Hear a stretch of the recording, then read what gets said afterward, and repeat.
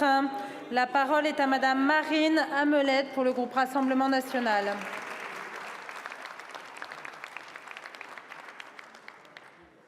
Je vous remercie, Madame la Présidente. Ma question s'adresse à Monsieur Ndiaye.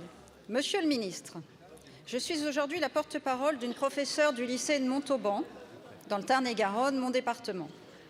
Cette professeure a tenté avec ses collègues de faire respecter la loi sur la laïcité face à des élèves portant des abayas et des voiles aussi à certains cours.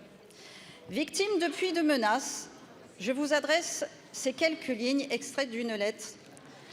Aujourd'hui, je cite, « Aujourd'hui, l'école républicaine mène la bataille la plus cruciale de son histoire.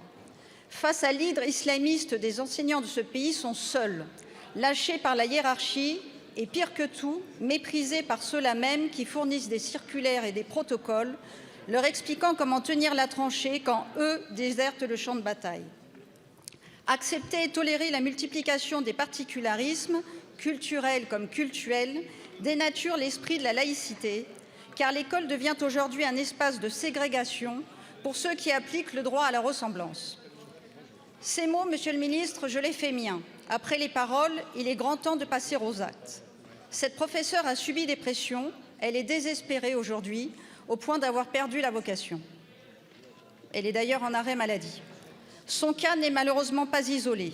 L'offensive du communautarisme islamiste s'est considérablement accélérée depuis la rentrée de septembre. Et ça, Monsieur le ministre, vous le savez.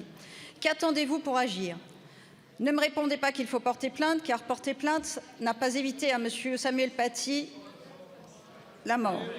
Combien de Samuel Paty faudra-t-il pour que vous preniez la mesure de notre situation? Monsieur le ministre, ma question est simple. Qu'envisagez-vous pour faire respecter la laïcité dans nos écoles et assurer la protection fonctionnelle des agents publics qui tentent de la défendre? Je vous remercie.